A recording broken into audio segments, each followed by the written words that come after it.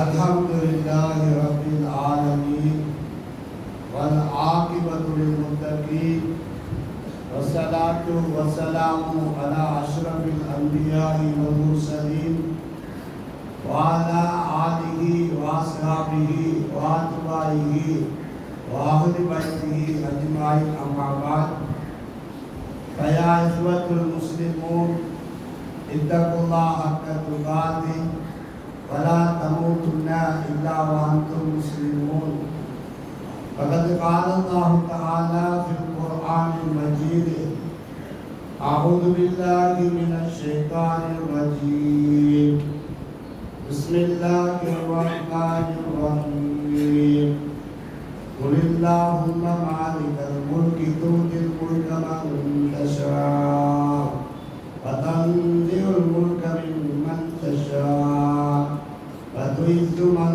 तशाअ व तुज़िल्लु मन तशाअ बियदिकल खैर इन्नका अला कुल्लि शैइन क़दीर सदक़ल्लाहुल अज़ीम फ़क़द क़ाल नबी सल्लल्लाहु अलैहि वसल्लम क़ाल अना रहमतुल मुहदातु सदक़ रसूलुल्लाह सल्लल्लाहु अलैहि वसल्लम அளவற்ற அருளாளரும் நிகரற்ற அன்புடையோருமாகிய அல்லாஹ்வின் திருநாமம் சொல்லி இன்றைய குத்பா பிரசங்கத்தை ஆரம்பம் செய்கிறேன். எல்லா புகழும் புகழ்ச்சியும் ஏக நாயன் அல்லாஹ் ஒருவனுக்கே உரித்தாகட்டும். சலாத் என்னும் கருணையும் சலாம் என்னும் ஈடேற்றமும் ரஹ்மத்துல் ஆலமீனாக வந்துவிட்ட கண்மணி நாயகம் முஹம்மது முஸ்தபா ஸல்லல்லாஹு அலைஹி வஸல்லம் அவர்கள் மீதும் அவர்களுடைய குடும்பங்களான அஹ்லுல் பைத்துகள், சஹாபாக்கள், தாபீகள், தபவு தாபீகள், நல்லடியார்கள், முத்தகீகள், சாலிஹீன்கள் அனைவர்கள் மீதும் என்றென்றும் உண்டாவதாக என்று பிரார்த்தித்திருக்கின்ற ஜும்மாவுடைய கடமை நிறைவேற்றுவதற்காக அல்லாஹ்வுடைய மஸ்ஜிதில் இஅ்திகாஃபுடைய நிய்யத்தோடு சமூகம் தந்திருக்கும் அல்லாஹ்வுடைய நல்லடியார்களே, மூமின்களே, அல்லாஹ் சுப்ஹானஹு வ தஆலாவுடைய கட்டளைகளுக்கு பரிபூர்ணமாக அடிபணிந்து நடந்து கொள்ளுமாறும் விளக்கப்பட்ட சகல விஷயங்களையும் தங்களது வாழ்க்கையிலிருந்து தவிர்த்து நடந்து கொள்ளுமாறு முதலாவதாக எனக்கும் அப்பா உங்களுக்கும் நான் தக்வாவை கொண்டு வசியத்து உபதேசம் செய்து கொள்கின்றேன். பேரமிக்க முஸ்லிம் பெருமக்களே, அல்லாஹ்வுடைய நல்லடியார்களே, நாம் இப்பொழுது இருக்கின்ற மாதம் ரஹ்மத்துல் ஆலமீனாக வந்துவிட்ட கண்மணி நாயகம் ஸல்லல்லாஹு அலைஹி வஸல்லம் பிறந்த மாதம். அவர்களுடைய பிறப்பை கொண்டு இந்த உலகத்துக்கு வசந்தம் வந்தது, ஹிதாயத் வந்தது, தலாலத் என்ற வழிகளில் இல்லாமல் போனது. கியாமத் நாள் வரக்காட்டில் மக்களாக உள்ள நாங்கள் எதற்காக படைக்கப்பட்டோம், எங்களை படைத்தவன் யார், நாம் எதற்காக படைக்கப்பட்டோம், நாம் எங்கு போய் சேரணும் என்ற முன்மாதிரியை, அந்த ஹிதாயத் என்ற வழியை காட்டி தருவதற்காக நபியுல்லாஹ் ஸல்லல்லாஹு அலைஹி வஸல்லம் பிறந்த இந்த மாதம். அவனோட வாழ்க்கை வரலாறு எல்லாம் நிறைய நீங்கள் படித்திருக்கிறீர்கள். அவங்க பிறந்த நாளுடைய அந்த 12ஆம் நாளையும் கழித்து முடித்து விட்டீர்கள். என்றாலும் எங்களுடைய இலங்கை தாய்நாட்டுடைய தலைவிதி நாளைக்கு நிர்ணயிக்கப்படுவதற்காக வேண்டி முக்கியமான ஒரு தேர்தல் என்ற ஒரு அமைப்பு இருக்கிற காரணத்தினால அரசாங்கம் என்ற அமைப்பு இஸ்லாமுடைய கண்ணோட்டத்தோடு இஸ்லாமுடைய கவனிப்போடு நாங்கள் பார்க்கிற நேரத்தில் எந்தெந்த அமைப்பில் இந்த அரசு அமைப்பு அமைந்திருக்கிறது என்ற தொடர்பை நாம் சில விஷயங்களை இந்த துப்பா பிரசங்கத்தில் உங்களுக்கு சொல்லிக்கொள்ள ஆசைப்படுகிறேன். இந்த உலகம் படைக்கப்பட்டதிலிருந்து இந்த உலகம் அழிக்கப்படுகிற வரலாற்றில் இந்த உலகம் 4 கட்டங்களை சந்திக்கும், 4 காலங்களை சந்திக்கும். அந்த 4 காலங்கள் முடிந்துவிட்டால் இந்த உலகம் அழிந்துவிடும். அந்த 4 கட்டம் என்ன தெரியுமா? முதலாவது காலம் நுபுவத்துடைய காலம், இரண்டாவது ஹிலாஃபத்துடைய காலம், மூன்றாவது முலூக் என்ற அரச அமைப்பில் உள்ள காலம், நாலாவது மீண்டும் ஹிலாஃபத்துடைய காலம். அத்தோடு இந்த உலகம் அழிந்து போகும் இதான் இந்த உலகத்துடைய வாழ்க்கை வரலாறுடைய சுருக்கம். அரசாங்க அமைப்போடு ஆட்சி அமைப்போடு இந்த உலகத்துடைய அமைப்பை வழிகாட்டல் தலைமைத்துவம் வழிகாட்டலின் அமைப்பில் பார்க்கும் பொழுது இந்த உலகத்தில் 4 தலைமைத்துவம் அமையும். அதில் ஒன்று நுபுவத்து, இரண்டாவது கிலாஃபத்து, மூன்றாவது முலூக்கு, நாலாவது கிலாஃபத். அத்தோடு உலகம் அணி. என்னடா சொல்றாரு நீங்கெல்லாம் யோசிக்கலாம். அர்த்தம் என்ன தெரியுமா? இந்த உலகம் படைக்கப்பட்டதிலிருந்து அல்லாஹ் ஒவ்வொன்றுக்கும் ஒரு காலம் வச்சிருக்கிறார். செய்தனா ஆதம் அலைஹிஸ்ஸலாத்துல இருந்து நுபுவத் நபித்துவம் அன்பியாக்கள் தான் இந்த உலகத்துக்கு தலைமை தாங்கினார்கள். அந்த நுபுவத்துடைய தலைமைத்துவம் கண்மணி நாயகம் ஸல்லல்லாஹு அலைஹி வஸல்லம் 1,24,000 நபியுல்லாஹ் இந்த உலகத்துக்கு கடைசி நபியாக வந்து முழு உலகத்துக்கும் இஸ்லாத்தை போதித்து இஸ்லாத்தை பூர்ணப்படுத்திவிட்டு 63வது வயதில் எப்பொழுது இந்த உலகத்தை விட்டு வஃபாத்தானார்களோ அப்பொழுது இந்த துனியாவுடைய முதல் காலமான நுபுவத்துடைய காலம் முடிவடைந்து, இரண்டாவது காலம் கிலாஃபத்துடைய காலம். சின்ன அபூபக்கர் சித்திக் ரலியல்லாஹு அவர்கள் எப்பொழுது ஆட்சி பீடத்தில் அமர்ந்து குடிமக்களை வழிநடத்தினார்களோ, இந்த உலக மக்களை வழிநடத்தினார்களோ, அப்பொழுது கிலாஃபத்துடைய இரண்டாவது காலம் ஆரம்பித்தது. இந்த கிலாஃபத்துடைய ஆட்சி குலஃபாவுர் ராஷிதீன்கள் என்ற நாமத்தோடு செய்தனா உமர் பின் கத்தாப் ரலியல்லாஹு அவர்கள், செய்தனா உஸ்மான் பின் அஃபான் ரலியல்லாஹு அவர்கள், செய்தனா அலி ரலியல்லாஹு தஆலா அவர்கள், செய்தனா ஹசன் ரலியல்லாஹு தஆலா அவர்கள், இவர்களோடு கிலாஃபத்துடைய ஆட்சி முடிவடைகிறது. அதாவது அபூபக்கர் சித்திக் ரலியல்லாஹு அவர்கள் 2 வருஷமும் 3 மாதமும் கலீஃபாவாக இருந்தார்கள். உமர் பின் கத்தாப் ரலியல்லாஹு அவர்கள் 10 வருஷம் கலீஃபாவாக இருந்தார்கள். உஸ்மான் பின் அஃபான் அவர்கள் 12 வருஷங்கள் கலீஃபாவாக இருந்தார்கள். செய்தனா அலி ரலியல்லாஹு அவர்கள் 5 வருஷம் கலீஃபாவாக இருந்தார்கள். ஹசன் ரலியல்லாஹு அவர்கள் 6 மாதம் மட்டும்தான் கலீஃபாவாக இருந்தார்கள். இதுதான் குலஃபாவுர் ராஷிதீனுடைய ஆட்சி கால பகுதி. இந்த கால பகுதிக்குள் அதிகமான குழப்பம் என்பது கிடையாது. மக்கள் அமைதியாகவும் மக்கள் சாந்தமாகவும் மக்கள் நல்ல வழிகாட்டுகளோடு அந்த அமைப்புகள் அமைய பெற்றிருக்கிறது. இரண்டாவது ஆட்சி காலம். மூன்றாவது இந்த ஆட்சியுடைய கால அமைப்புகள் முலூக்குடைய ஆட்சி என்பது அது குடும்பாட்சியாக வரும். வணக்கம் வேறு வகையான நாட்டு அமைப்புகளாக வரும். இந்த மாதிரி ஆட்சி, அதாவது அரசாங்கத்துடைய ஆட்சி. அந்த ஆட்சி எப்பொழுதுதான் ஆரம்பிக்கிறது? செய்தனா ஹசன் ரலியல்லாஹு அவர்கள் 6 மாதத்தோடு ஆட்சி பீடத்தை முஆவியா ரலியல்லாஹு தஆலா அவரிடத்தில் ஒப்படைக்கிறார்கள். அவங்களுக்கு பிரச்சனை இல்லை. அவங்க 19 வருஷங்கள் ஆட்சி செய்தாங்க. அவங்க உமையாக்களுடைய முக்கியமான ஒரு கலீஃபா, முதல் கலீஃபாவாக இருக்கிறாங்க. கலீஃபான்னு தான் அந்த நாட்டில் சொல்லப்படும். அது அரசாங்க, அதாவது அரச ஆட்சி தான் அங்கே ஆரம்பிக்கிறது. அதற்கு பிறகு அந்த ஆட்சி தனது மகன் யசீதுக்கு கைமாறுகிறது. ரைட். அதற்கு பிறகு அந்த ஆட்சி அப்படியே சின்னமான அமைப்புகளில் குழப்ப நிலையில கைமாறி வருகிறது. முஆவியா ரலியல்லாஹு தஆலாவுடைய ஆட்சி மூலமாக உமையாக்களுடைய ஆட்சி வருகிறது. அதற்கு பிறகு காலப்போக்கில் அப்பாசியாக்களுடைய ஆட்சி வருகிறது. காலப்போக்கில் ஃபாத்திமியாக்களுடைய ஆட்சி வருகிறது. அந்த ஆட்சிக்குள் வந்த குழப்பத்தினால் கவாரித்தி உலகத்துக்கு உருவானார்கள். குழப்ப நிலை உருவானார்கள். இந்த ஆட்சி முழுக்குடைய ஆட்சி அதாவது தொடர்ந்து கொண்டே போகிறது. இப்போ நான் கொத்துபாவில் சொல்லுகிற இந்த மூன்றாவது முழுக்க இந்த ஆட்சி முறை இல்லையா, அந்த காலம் இப்பொழுது தொடர்ந்து கொண்டுதான் இருக்கிறது. முடிவுக்கு வரல. மூணாவது காலம் முடிவுக்கு வரல. அந்த முழுக்குடைய ஒவ்வொரு நாட்டுக்கும் ஒவ்வொரு அமைப்புக்கும் உலகத்துக்கும் எந்த ஆட்சி வந்தாலும் கூட அது முஸ்லிமான ஆட்சியாளராக இருக்கலாம், காபிரான ஆட்சியாளராக இருக்கலாம். அந்த ஆட்சி பீடத்திலே அமர்ந்தவர் முழுக்கு என்கிற அந்த ஆட்சிக்குள் உள்ளடக்கப்படுகிறார். அந்த அமைப்பு தான் இந்த ஆட்சி தொடர்ந்து கொண்டு போகிறது. இன்ஷா அல்லாஹ் இந்த முழுக்குடைய ஆட்சி தொடர்ந்து கொண்டே போகும். குழப்ப நிலைகள் உலகத்தில் உருவாகும். அதற்கு பிறகு முஸ்லிம்கள் சின்னாபின்னப்படுத்தப்படுவார்கள். அதற்கு பிறகு யூத கிறிஸ்தவருடைய கை வேகம் இருக்கும். அதற்கு பிறகு இந்த உலகத்தில் மஹ்தி என்கிற முக்கியமான அலைஹிஸ்ஸலாத்து வஸலாம் அதாவது முஸ்லிம்களை பாதுகாப்பதற்காக வருவார்கள்.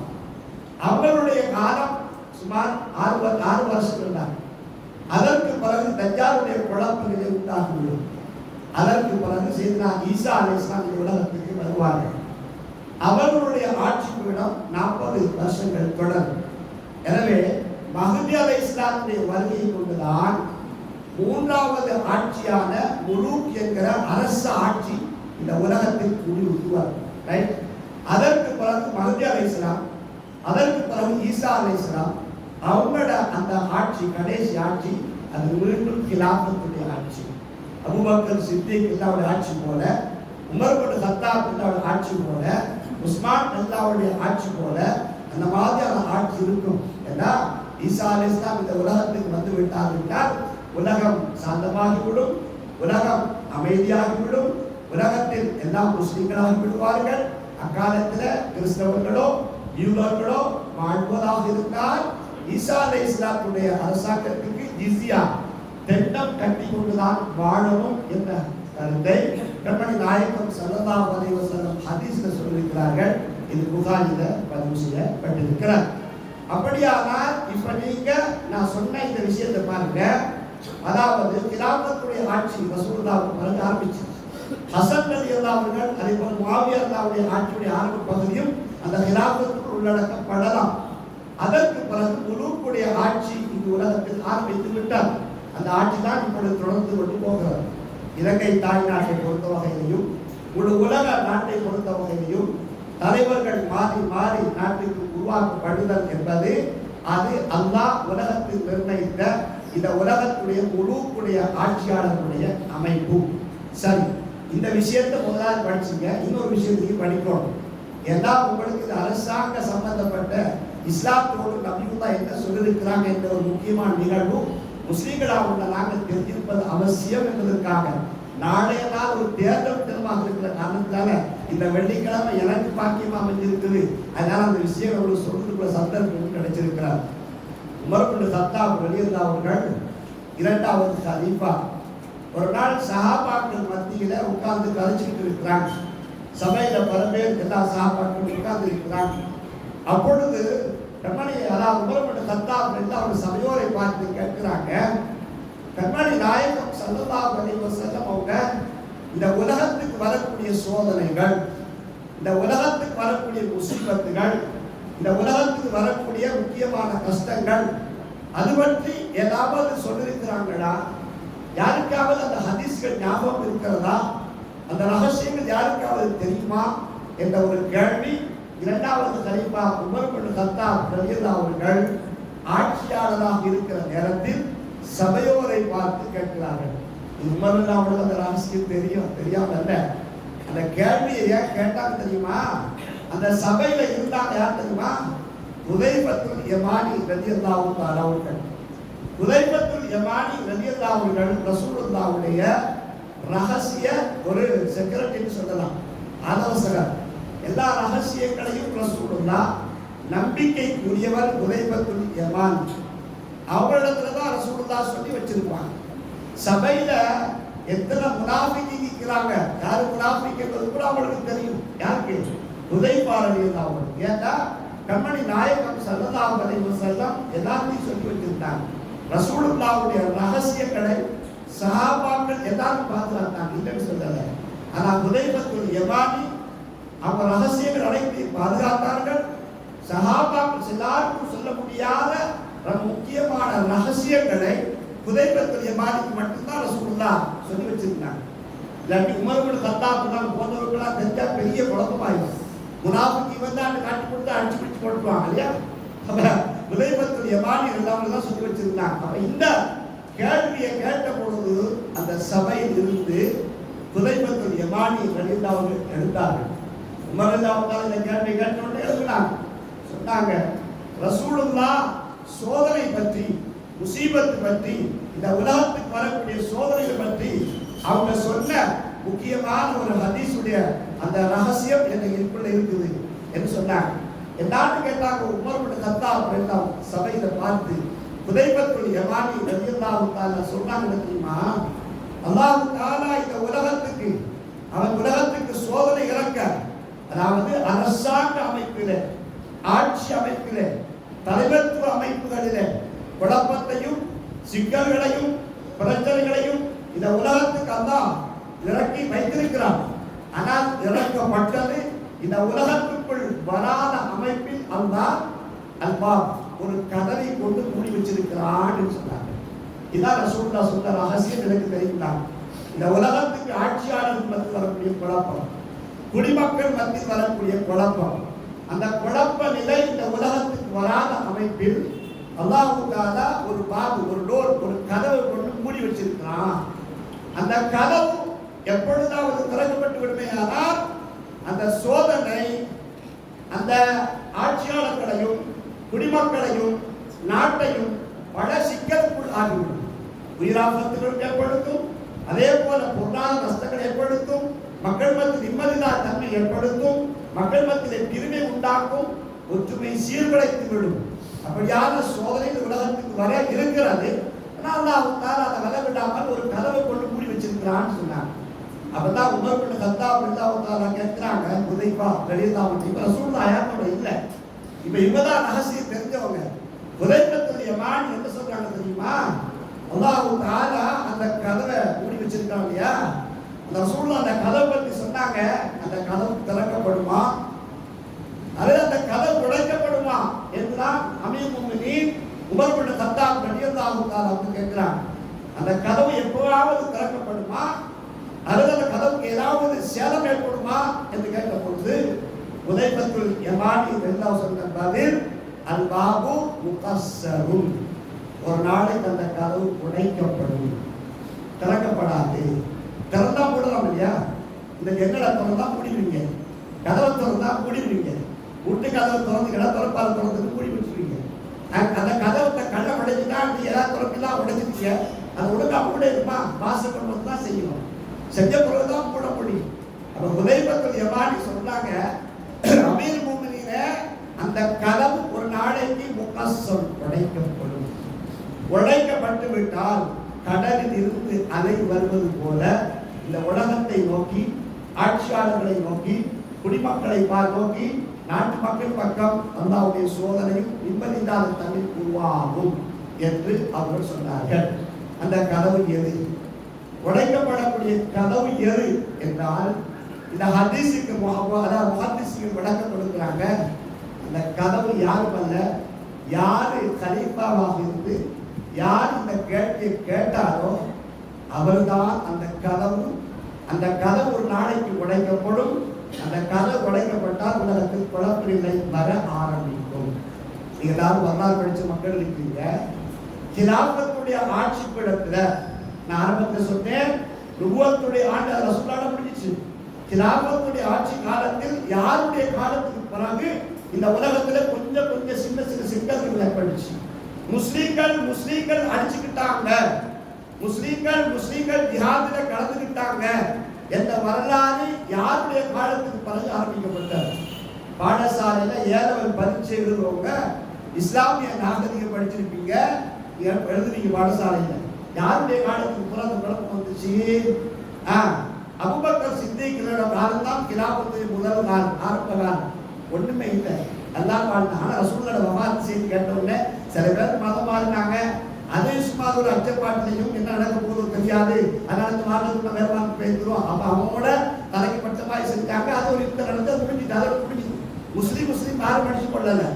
உமர் பின் கத்தாப் ரலியல்லாஹு தஆலாவுடைய ஆட்சி காலத்திலையும் ஒன்றும் நடக்கல. ஆனா உமர் ரலியல்லாஹு தஆலா அவதான் கதவு. அந்த கதவு உடைக்கப்படும் என்று ஹுதைஃபா ரலியல்லாஹு சொன்னாங்க. ரசூலுல்லாஹ் சொன்னது அந்த கதவு உடைக்கப்படுது என்றால் குலஃபாவுர் ராஷிதீன்கள்ல அவங்க கொலை செய்யப்படுவாங்க. உமர்லாம் கொலை செய்யப்பட்டாங்களா இல்லையா? ஷஹீதாக்கப்பட்டாங்களா இல்லையா? அபூ லூல் மஜூசி என்கிறவங்க மதீனாவில் ரசூல் அபூபக்கர் உமர் பின் கத்தாப் தொலைத்து கொண்டிருக்கும் பொழுது நஞ்சூட்டப்பட்ட கிருஷால குத்தினார், பாஞ்சு கொண்டு ஓடினார். சஃபூல இருந்த 22 பேரை குத்தினார். 22 பேர் மௌத்தா போனாங்க, ஷஹீதானாங்க. அந்த அவரை பிடிப்பதற்கு சஹாபாக்கள் பாஞ்சாங்க, முடியல. அப்துல் ரஹ்மான் பின் அவுஃப் ரலியல்லாஹு தஆலா அவர்கள் தான் தன்னை மேனியில் போர்த்திருந்த அந்த புடையை தூக்கி மனாசுக்கு தலையில போட்டு இறுக்கி பிடிச்சாங்க. அவன் அவர்கள் தர்மாரி பணியை கொடுத்தான். அவன் கொலை செய்யப்பட்டான். எப்பொழுது உமர் இப்னு கத்தாப் ரலியல்லாஹு அவர்கள் 10 வருஷ ஆட்சிக்கு பிறகு கொலை செய்யப்பட்டார்களோ, உலகத்துக்கு ஆட்சிக்கு சோதனை வராத அந்த கதவு உடைக்கப்பட்டாச்சு. ரைட், இதான் ஹதீஸ் அர்த்தம். உடைக்கப்பட்டாச்சு. அதற்கு பிறகு உஸ்மான் ரலியல்லாஹு தஆலா ஆட்சிக்கு வந்தாங்க. அவங்களோட ஆட்சி தான் உமையாக்களுடைய ஆட்சியில அந்த குடும்பத்தை சேர்ந்தவங்க தான் உஸ்மான் ரலியல்லாஹு. அவங்களுக்கு தெரியும் சரியா? அவனோட ஆட்சி 12 வருஷம் தொடர்ந்துச்சு. அந்த அவனோட ஆட்சி காலத்தில் நடந்துச்சு. அவங்களுக்கு எதிராக கட்சிகள் உருவாச்சு. ஒரு கட்சியிலிருந்து பல கட்சி பிரிவு. நான் சொல்ற இந்த வரலாறுகளை, நான் சொல்ற இந்த இஸ்லாமிய கண்ணோட்டத்தை நீங்க கொஞ்சம் பின்னுக்கு நம்மளோட நாட்டை பற்றி பாருங்க. இந்த கட்சிகள் பிரிவுல உஸ்மானோட ஆட்சி காலம் அழகா இருந்துச்சு, மசந்தா இருந்துச்சு. அந்த காலத்துல சில காஃபிர்கள், சில முனாஃபிக்குகள், ஏன்னா எதிரிகளை போட்டு இருப்பாங்க.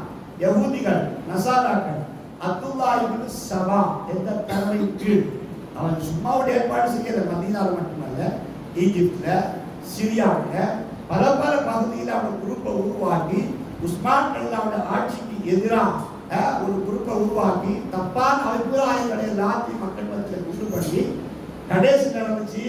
உஸ்மான் இப்னு அஃபான் ரலியல்லாஹு 12 வருஷத்துக்கு பிறகு மதீனாவுடைய வீட்டை அப்படியே முற்றுகையிட்டு 40 தினங்களுக்கு பிறகு அவர் நோபாளியாக இருக்கும் பொழுது குர்ஆனை அவங்க ஓதிக்கொண்டிருக்கும் பொழுது குர்ஆனில சூரத்துல் பக்ரா ஃபஸயகிஃபிகஹுல்லாஹ் என்ற ஆயத்து ஓதும் பொழுதுதான் அவர்கள் எதிரிகளால் வெட்டப்பட்டு ஷஹீதாக்கப்பட்டார்கள்.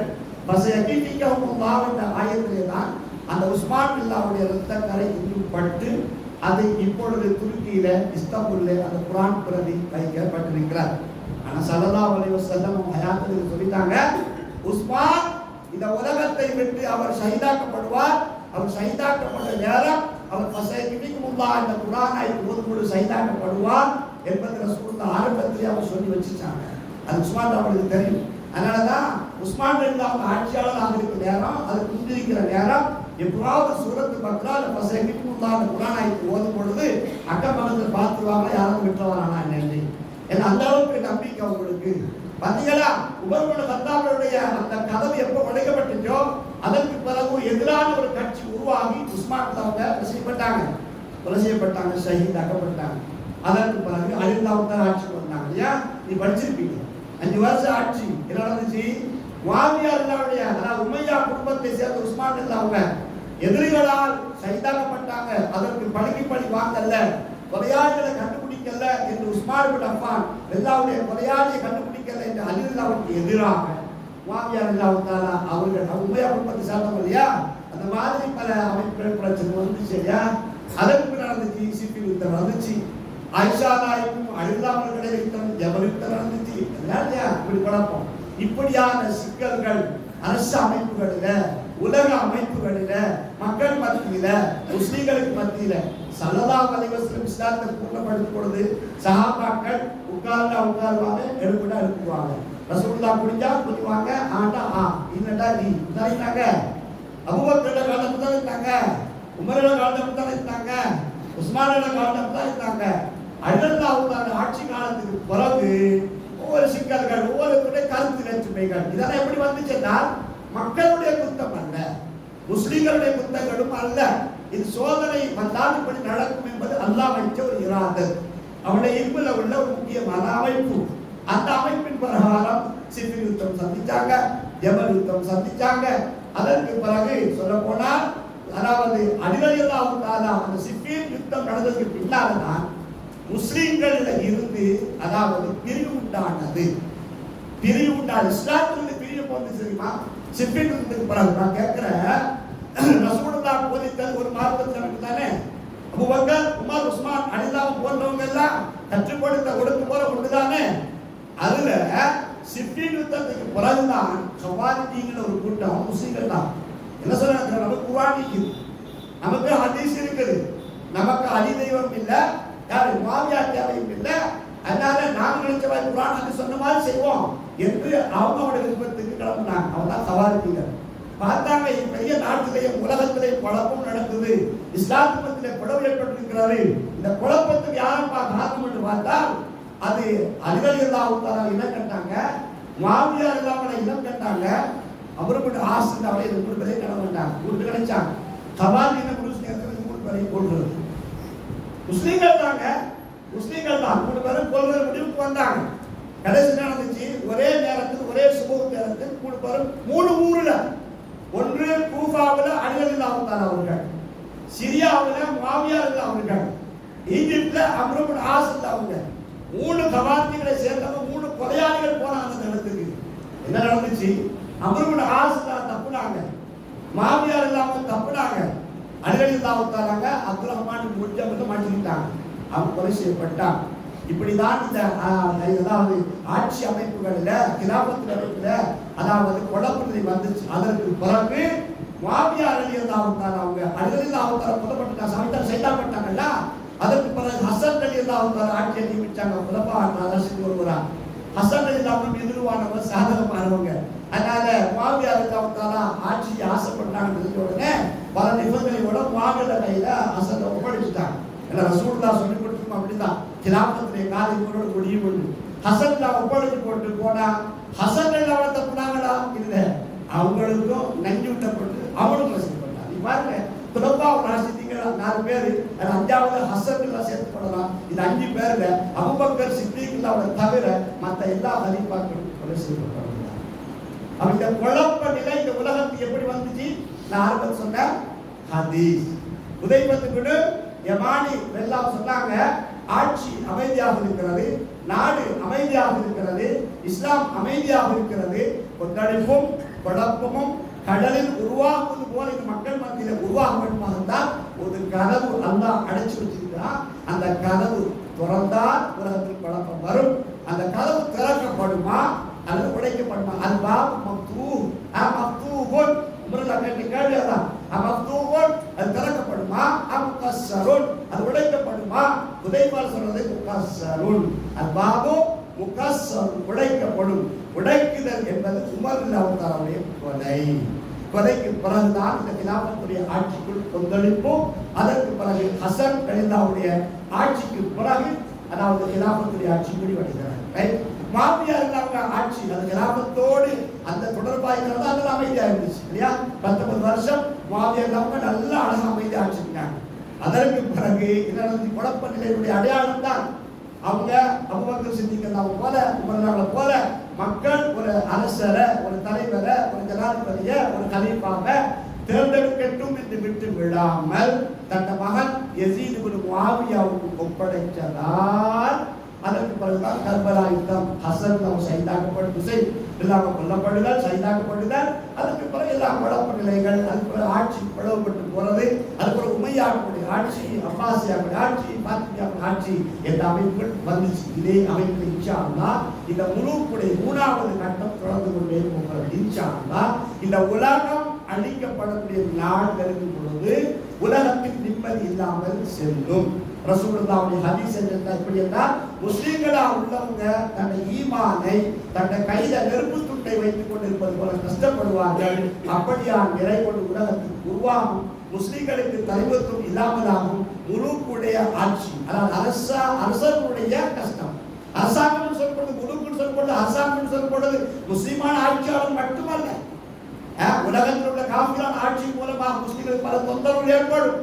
இதனால என்ன நடக்கும் தெரியுமா? உலகத்தில் நிம்மதி இல்லாமலாகி, தலைமைத்துவம் இல்லாமலாகி, குரூப்புடைய ஆட்சி முடிவுக்கு வரும்.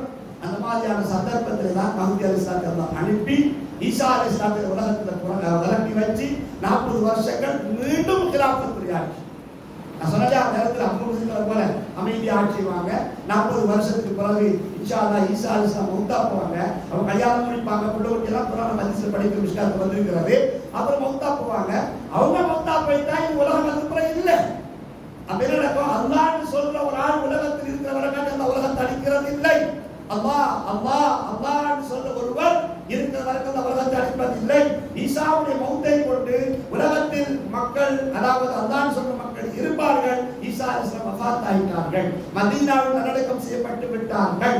அதற்கு பிறகு ரப்பு செய்கிற வேலை கியாமத்துடைய பெரிய அடையாளம், கடைசி அடையாளம் உலகத்துக்கு அல்லாஹ் ஒரு வகையான தென்றல் காற்றை வீச செய்வார். தென்றல் காற்று இந்த உலகத்துக்கு வீசப்படும். அந்த காற்று முஸ்லிம்கள் மீது படும். அப்படியே தூங்கி விடுவார்கள். அந்த தூக்கம் மௌத்துடைய தூக்கமாக இருக்கும் என்றாங்க சொல்லுவாங்க. அல்லாஹ். காஃபிர்களால் உள்ளவர்களுக்கு அந்த அந்த காற்று பட்டுவிட்டால் ஜலதோஷம் ஏற்படுவது போல் அவங்க ஆண்டுவார்கள். இப்படி இருக்கும் பொழுதுதான் இஸ்ராஃபீல் அலைஹிஸ்ஸலாம் அல்லாஹ் ஆர்டர் கொடுப்பான், ஊதுங்கோ. படைக்கப்பட்ட மலக்குகளிலே இஸ்ராயில் அலைஹிஸ்ஸலாம் இஸ்ராஃபீல் அலைஹிஸ்ஸலாம் சூது கொடுத்த மலக்கு அவன் சதா நேரமும் அல்லாஹ் அரசு அல்லாஹ் அரசு பார்த்துட்டு தான் இருக்கிறாங்க. அவன் கண்ட அங்கிட்டு ஆடுறதே இல்லையா படைக்கப்பட்டவன். அப்படியே இருந்து அல்லாஹ் வணங்கிட்டே தான் இருக்கிறாங்களா. ஏற்கனவே அல்லாஹ் உத்தரவு எப்போ வரும் எப்போ ஊதுன்னு பார்த்துட்டீங்க. நல்லா ரெஃபரி உருண்ட மாதிரி ஊதி விட்டாங்களோ உடனே இல்லை எல்லாம் அழிஞ்சு போவியா. நல்லா இதான் உலகத்துடைய வரலாறு. இந்த உலகத்துடைய வாழ்க்கையில சரியா எத்தனாட்சி? முதலாவது நுபுவத்துடைய ஆட்சி ரசூலுல்லாஹ் முடிஞ்சிச்சு. ஹிலாஃபத்துடைய ஆட்சி ஹசன் இல்லா முஆவியா முடியும் சரியா.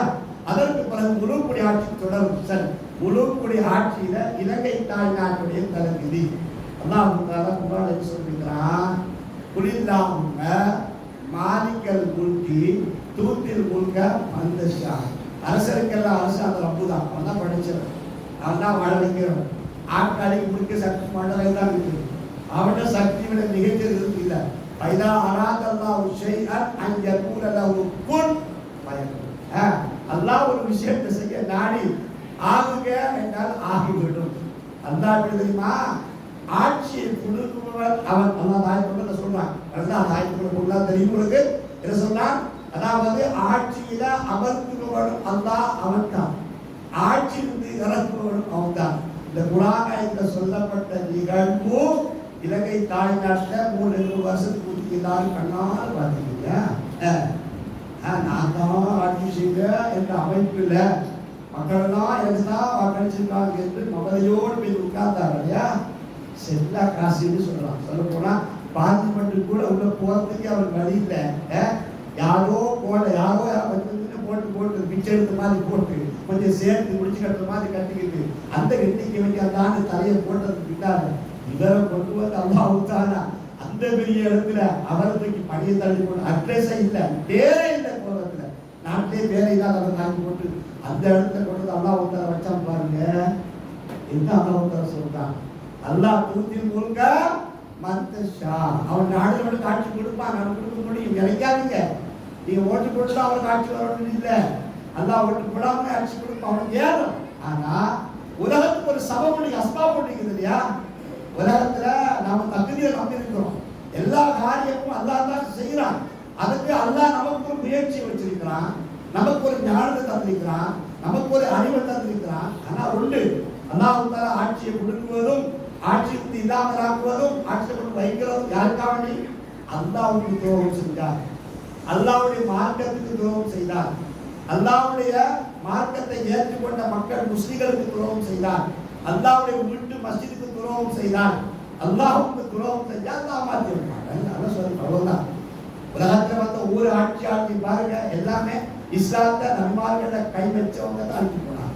குர்ஆன் அப்படிதான் வரலாறு பேசி கைப்பற்றி அதெல்லாம் சொல்லக்கூடிய குர்ஆனுடைய ஆட்சியை படிச்சு பாருங்க. காரூனை பாருங்க, ஆமான பாருங்க, அபூஜஹலை பாருங்க, தப்பத்தியதா பின் அபூலஹபை பாருங்க, அதே போல ஷைபாவை பாருங்க, அலீத் பின் முகீராவை பாருங்க. இவ்வளவு பெரிய வாழ்க்கை வரலாறு பார்த்தா எல்லாமே ரப்புக்கு எதிராக போனவங்க தான் அனுப்பி போனான்.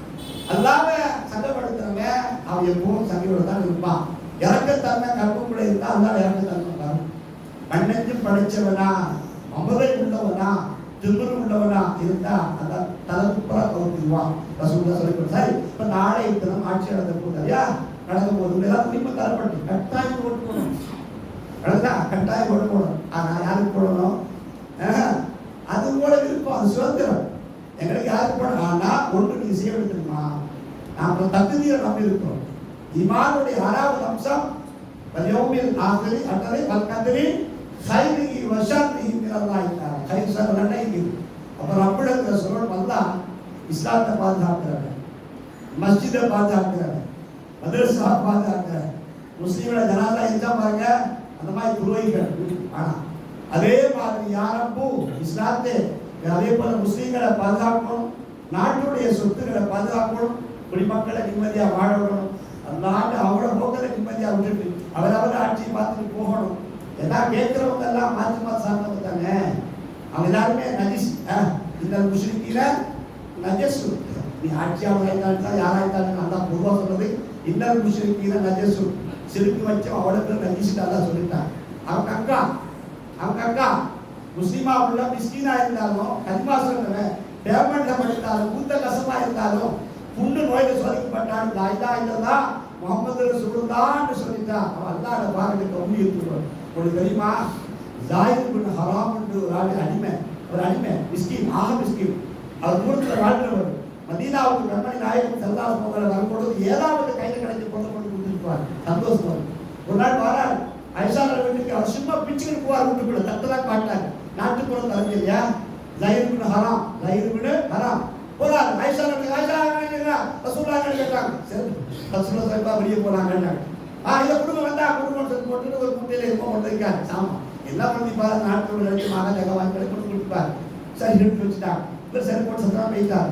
ஸல்லல்லாஹு அலைஹி வஸல்லம் கொஞ்ச நேரத்தில் வராங்க. யார சொல்லலாம் உட கூட்டாளி அரபி அந்த அடிமை வந்து போறாரு. லயவுக்கு போறாரு. ஆமா கழுத்துல ரசூலுல்லாஹ் செருப்பு போட்டாங்க. நேரம் போறாங்க. போய் மஜார்ல மத்தவர் போறாரு.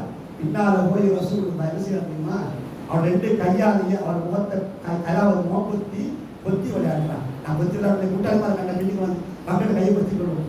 ரசூலுல்லாஹ் உலகத்தலை பற்றியா இவர் அடிமை மிஸ்கின் மிஞ்சின மிஸ்கின் இருக்குதா பேத்து அப்படியே பேத்து ரெண்டு கையையும் அப்படியே முகத்தை பத்திட்டு ரசூலுல்லாஹ் அணைச்சிட்டாங்க. அணைச்சிட்டு சாபாடுகிற மையபி ஹாதல் அவுத் இந்த அடியான யார் விற்கிற நான் விற்க போற யார் வாங்குறேன்னு கேட்கிறாங்க சபையில. ஐயா அந்த பஜார்ல சாபாக்கள் விற்கிறாங்க. இப்பதான் அந்த சாபிக்கு விளக்குது சத்தத்தை கேட்டாங்க. மனம் ரசூலோட கைப்பற்ற மனப்படாதா விலகி நம்மளை இவதான் வந்தீங்க அங்கதான் முடிச்சுக்கிறாங்க. யார சொல்லலாம் என்ன யார் வாங்குவான் நான் இந்த அடிமை திங்க வழி இல்லாத ஒரு ஆடு நானே திங்க ஒரு ஆடு இல்லாத அடிமை யார சொல்லிட்டு அடிக்கப்பட்டோம். அதான் சொன்னாங்க நாயிரடி அப்படி சொல்லுவானா நீ கரிமா சொல்லியிருக்கிறார் நபியை நேசிச்சிருக்கிறார் உனக்கு கிடைச்ச பொருளும் நபியோட விட்டுப்பட்டு கொடுத்துட்டு போறார். இது கிடைக்கிற அந்தஸ்து இருக்குதுயா நீ எங்கேயோ போயிட்டா நாயிரேட்டா. இந்த மாதிரி கலிமா சொல்றவங்களுக்கு அந்தஸ்து இருக்கு. நாபியா உள்ளவன் ஆட்சி கொண்டு இருந்தாலும் ஏதாவது பேர் நஜிஸ்தான் இருந்தால் நமக்கு ஒரு ஆட்சி சமூகத்துக்கு தேவையே அல்லாஹ் வச்ச முறையே ஒரு உசூலே அல்லாஹ் தான் அரசாங்கம் செய்யலாம். அவன் தான் அமுக்கு அவன் தான் ஆட்சியாளர் என்ற ஒரு முறையே அதனால நம்ம கேட்க வேண்டும் தெரியுமா. ரப்பு நமக்கு துவாவை தந்திருக்கிறான் நமக்கு பொடியை தந்திருக்கிறோம். உங்களோட விருப்பம் யாரா இருந்தா நீங்க உங்களோட சக்திக்கு ஏற்ப அல்லாஹ் கிட்ட நிச்சயமா தொழுகிறது ரப்பிடத்தை கேட்கறது யாரெல்லாம் முஸ்லீம்கள் நிம்மதியா வாழும். முஸ்லீம் எல்லா வகையிலும் அடிமட்டத்தில் உள்ளவங்க மட்டுமல்ல வியாபாரிகளா உள்ளவங்க வியாபாரம் காப்பாற்றப்படணும். ஏன்னா இந்த முஸ்லீம்களை முன்னேற்றங்கள வியாபாரமும் தேவை தனவந்தர்களும் தேவை சொத்தும் தேவை பணமும் தேவை. இஸ்லாத்தை வழக்க அறிவு மட்டும் இருந்து போறாது வீரம் மட்டும் இருந்து போறாது பணமும் தேவை. ரசூலுல்லாஹ் அப்படிதான் சாபான வச்சாங்க. அப்துல் ரஹ்மான் காஃபுல்லா அவங்களோட பணத்தை வச்சாங்க. உஸ்மான் அவங்களுடைய கலியா வச்சிருந்தாங்க. அபூபக்கர் சித்திக் இல முட்டத்தலா கொடுத்து உதவி செஞ்சாங்க. பார்க்கிறோமா இல்லையா? அந்த மாதிரி எங்கள் இஸ்லாம் மஸ்ஜித் காப்பாற்றப்படணும். மதரசா வளர்க்கப்படணும். உலகத்துல எல்லாம் வளர்க்கப்படணும். தனவந்தர்கள் தேவை. வியாபாரம் பக்கத்தா இருக்கணும். வியாபாரத்தை கை வைக்காம வியாபாரத்தை முன்னேற்றங்களை தடுக்காம முஸ்லீம்களை தரமட்டமாக்காம முஸ்லீம்களுடைய சொத்துக்களை சூறையாடும் அமைப்புகள்ல அதே போல இஸ்லாத்திய சட்ட திட்டங்கள் பாருங்க.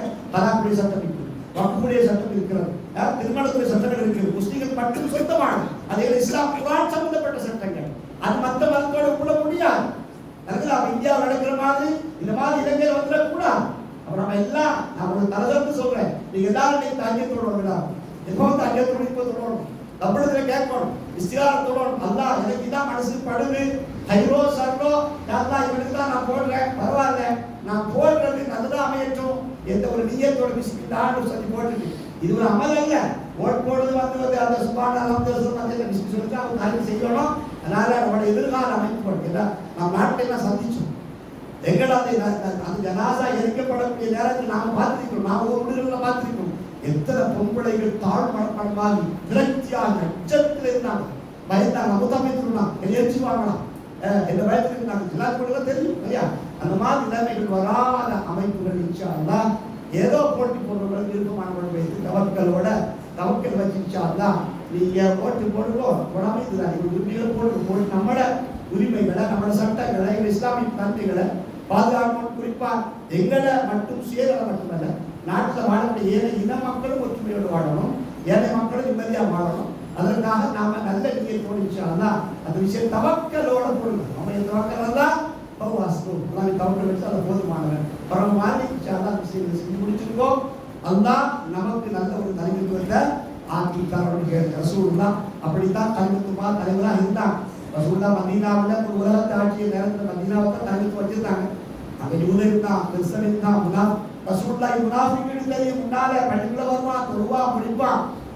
ரசூலுல்லாஹ் எல்லாரும் அனுசரிச்சாங்க.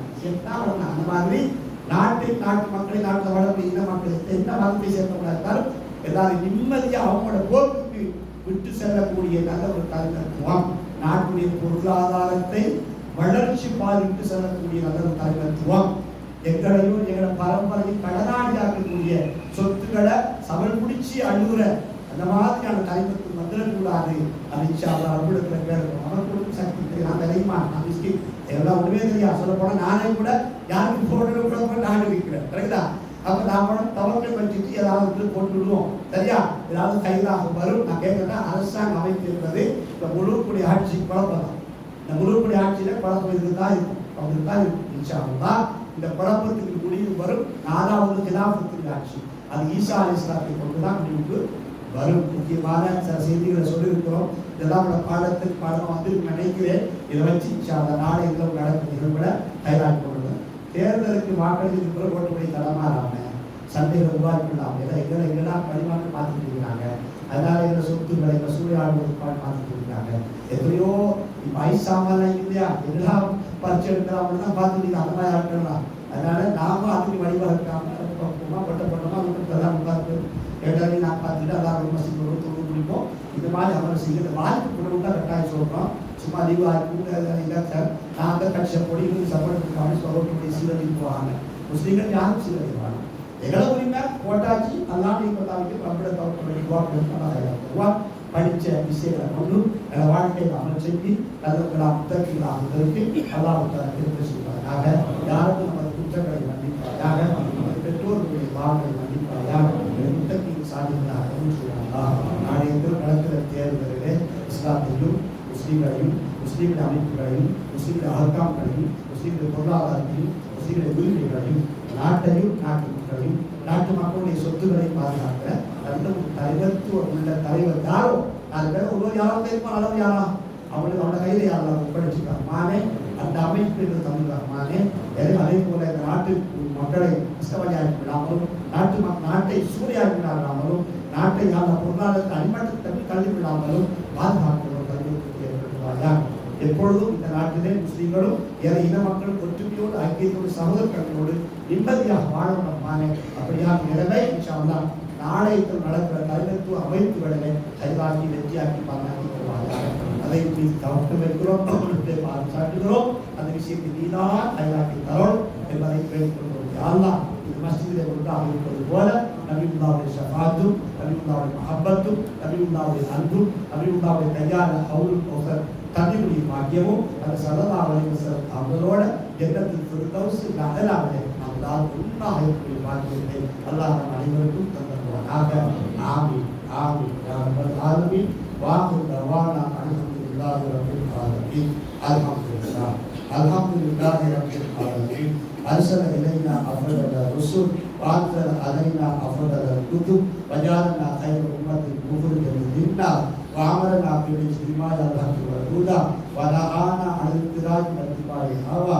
أحمده وأشكره على نعمته التي لا تحصى وأشهد أن لا إله إلا هو له الأسماء الحسنى وأشهد أن سيدنا محمدا عبده ورسوله ترك أمته على الجنة البيضاء لا خير إلا دلها عليه ولا شر إلا حضرها منه. صلى الله على سيدنا محمد وعلى آله وصحبه أجمعين. اللهم صل على سيدنا محمد وعلى آله وصحبه عدد ما في علم الله صلاة دائمة بدوام ملك الله.